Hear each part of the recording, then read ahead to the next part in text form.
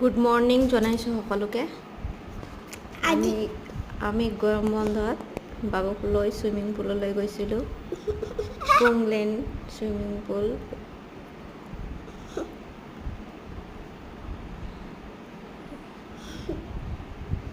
এইটো ডিমাকুছিৰ ফালে শুক্লাই বুলি কয়। বাবু সাঁতুৰি আছে, কিন্তু দেউতাকে বহুত ভয় কৰে পানীত ডুবিব বুলি। পানী নাই যিহেতু, অলপমান পানী আছে।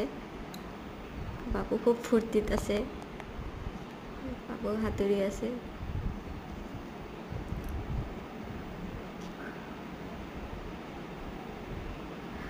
ঘৰত সি চৰিয়াত পানী ভৰাই খেলি থাকে, ছুইমিং পুল বনাই। আজি যিহেতু পাইছে, ভালকৈ এনজয় কৰি আছে দেউতাকৰ লগত।